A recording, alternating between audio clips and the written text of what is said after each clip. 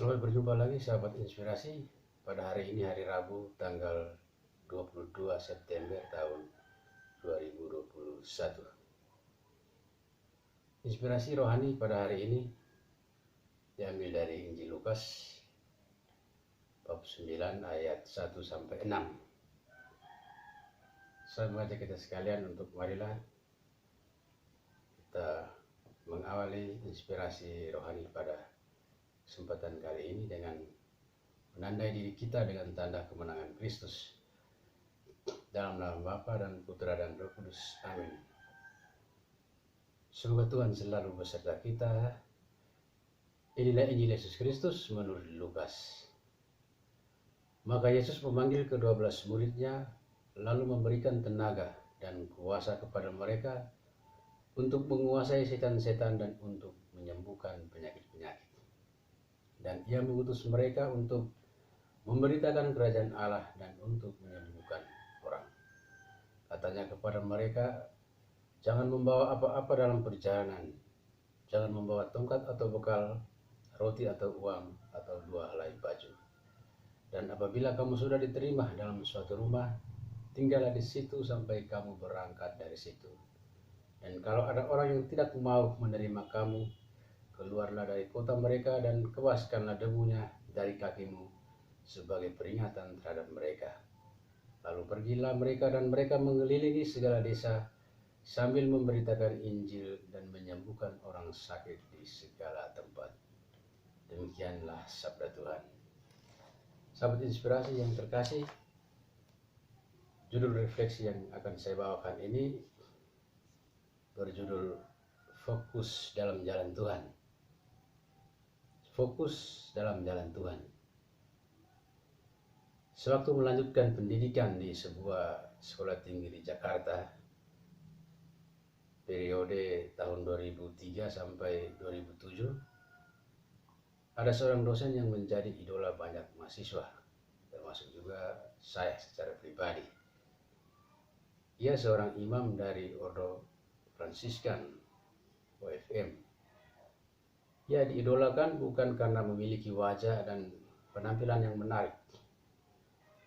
Ada 3 alasan mengapa ia begitu familiar dan disukai di kalangan mahasiswa. Pertama, gaya komunikasinya yang menarik ketika membawakan materi di dalam kelas. Ia sangat pandai menggunakan ilustrasi-ilustrasi untuk menyederhanakan materi atau bahan kuliahnya yang tergolong berat. Selain itu, ia juga tidak pelit memberikan nilai, minimal mendapat nilai B, jikalau mengikuti proses pembelajaran mata kuliahnya sampai tuntas. Kedua, gaya bicaranya sangat santun ketika berhadapan dengan mahasiswa di luar kelas. Hampir setiap mahasiswa dari berbagai tingkat, ia tahu namanya. Ketiga, pola hidupnya sangat sederhana. Model pakaiannya biasa-biasa saja. Tampak jadul karena tidak mengikuti arus zaman. Tidak jarang ia cukup memakai sandal ke kampus. Ia juga tidak memiliki mobil.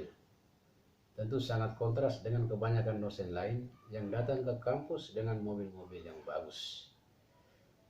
10 tahun kemudian, rentang waktu dari tahun 2017 sampai tahun 2007 sampai tahun 2017, 4 tahun yang lalu, saya membaca dari sebuah berita online bahwa beliau telah ditunjuk oleh otoritas Tahta Suci Roma menjadi Uskup Pangkal Pinang pada tanggal 28 Juni tahun 2017. Beliau adalah Monsinyur Adrianus Sunarko FM yang menggantikan uskup sebelumnya Monsinyur Hilarius Muanura OFM. Dan pada tanggal 23 September tahun 2017, Romo Sunarko resmi ditabiskan menjadi uskup Pangkal Pinang yang baru. Dan pada besok 23 September tahun 2021, beliau genap 14 tahun mengabdikan diri sebagai uskup di Pangkal Pinang. Tentu saja saya tidak terkejut mendengar berita ini, saya berkeyakinan bahwa beliau sangat pantas menyandang jabatan mulia tersebut. Bukan karena kepintaran intelektual atau kehebatan gaya komunikasinya. Yang paling utama karena beliau telah dan akan selalu menampilkan pribadi sebagai hamba Tuhan yang populis, sederhana, dan rendah hati. Ia rela menanggalkan segala keterikatannya dengan dunia untuk mengabdi Tuhan dengan setia dan total. Sahabat inspirasi yang terkasih, hari ini melalui bacaan Injil Lukas bab 9 ayat 1-6, Yesus memanggil ke-12 murid dan mengutus mereka untuk pergi mewartakan Injil ke berbagai daerah. Yesus juga membekali mereka dengan kemampuan ilahi untuk mengusir setan-setan dan menyembuhkan penyakit-penyakit.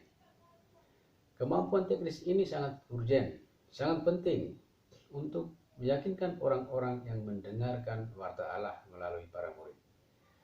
Jadi, dalam diri para rasul melekat dua kemampuan sekaligus. Kemampuan komunikasi untuk menyampaikan sabda Allah dan kemampuan teknis untuk melakukan tindakan mujizat. Yang menarik dan menjadi titik fokus kita adalah pesan Yesus kepada para murid untuk tidak boleh membawa apa-apa dalam misi mulia tersebut. Jangan membawa apa-apa dalam perjalanan. Jangan membawa tongkat atau bekal, roti atau uang, atau 2 helai baju. Lukas bab 9 ayat 3. Secara akal sehat pesan Yesus ini tidak masuk akal. Bagaimana mungkin warta kerajaan Allah dapat tuntas dan sukses dikerjakan tanpa faktor-faktor yang mendukungnya? Sepertinya Yesus sengaja membiarkan para murid untuk hidup miskin dan penuh kesulitan di daerah misi. Mereka harus berjuang sendiri untuk tetap survive. Di samping harus mengerjakan misi mulia untuk membawa sebanyak mungkin orang untuk percaya kepada Allah. Ini termasuk jenis mission impossible, misi yang tidak masuk akal. Namun tidak dinyatakan secara tekstual apabila para murid melakukan penolakan atau mengeluh soal syarat yang diajukan oleh Yesus. Mungkin dalam hati mereka juga bingung dan protes. Kita hanya membaca dan mendengar kalau para murid pergi dan melakukan apa yang dikatakan oleh Yesus. Ini berarti dalam situasi yang serba terbatas, para murid tetap menyatakan kesiapannya untuk pergi mewartakan Injil.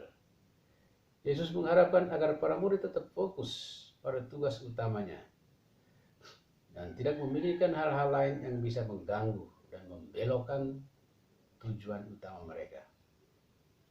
Di atas semua itu, Yesus menghendaki agar para murid hanya mengandalkan kekuatan Tuhan dalam berkarya. Mereka tidak boleh mengandalkan kekuatan diri mereka sendiri. Karena jika demikian, keterbatasan manusiawi akan mematahkan semangat juang dan mematikan benih sabda yang telah ditanam dalam diri mereka. Para murid sepenuhnya harus bergantung pada kekuatan yang telah diberikan oleh Tuhan Yesus. Dalam segala kekurangan, mereka akan mendapatkan kelebihan. Dan inilah yang terjadi. Walaupun mendapatkan banyak tantangan dan hambatan, para murid dapat menuntaskan warta keselamatan yang diberikan oleh Yesus. Berkat kehadiran mereka, banyak orang menjadi percaya dan disembuhkan dari berbagai penyakit. Sahabat inspirasi yang terkasih, sebagai seorang murid Kristus di masa kini, kita juga menghadapi berbagai tantangan yang acap kali menggoyahkan semangat untuk mewartakan Injil Kristus di tengah dunia. Tantangan yang paling besar sebenarnya datang dari dalam diri. Kita masih memiliki keterikatan yang kuat dengan hal-hal duniawi. Orientasi mencari kekayaan, jabatan, dan prestise diri kadang masih membelenggu, sehingga menutup mata hati dan pikiran kita untuk berbagi kasih dan kebaikan untuk orang lain. Kita masih dituntun oleh sikap ego untuk lebih mementingkan diri sendiri dibandingkan dengan orang lain. Bahkan kepentingan umum juga diabaikan demi memuaskan kepentingan pribadi. Kita juga dikendalikan oleh arogansi pribadi yang menganggap sesama dan Tuhan tidak begitu penting dalam hidup. Kita lebih sibuk mengandalkan diri untuk mengejar aneka prioritas seperti kekayaan, kemewahan, dan kenikmatan sehingga kita melupakan Tuhan dan sesama dalam hidup. Yesus telah mengubah kita semua pada hari ini untuk meninggalkan segala keterikatan duniawi, agar kita lebih fokus berjalan dalam namanya. Meninggalkan bukan berarti melepaskan diri secara total. Meninggalkan menunjuk pada pesan agar kita tidak menjadikan barang duniawi sebagai orientasi atau tujuan utama dalam hidup. Tentu saja kita boleh mencari, mengejar, dan mendapatkan kekayaan, jabatan, dan status hidup yang lebih baik. Semua itu kita lakukan tanpa melupakan aktualisasi diri sebagai seorang murid Kristus yang sejati. Kekayaan, jabatan, dan status hidup yang mentereng dapat menjadi sarana yang baik bagi kita untuk mewujudkan semangat kasih bersama orang lain. Mari kita selalu mengandalkan kekuatan Tuhan dalam tugas dan pengabdian kita di tengah dunia. Kita dapat menggunakan segala potensi, kekuatan, kehebatan, dan keunggulan yang dimiliki untuk menjadi seorang Tuhan dalam berbagai kebaikan di tengah dunia, terutama bagi mereka yang sementara menderita, bagi mereka yang sementara mengharapkan uluran dan bantuan kita, sehingga nama Tuhan yang agung tetap harum dan abadi sepanjang segala zaman. Amin. Dalam nama Bapa dan Putra dan Roh Kudus. Amin.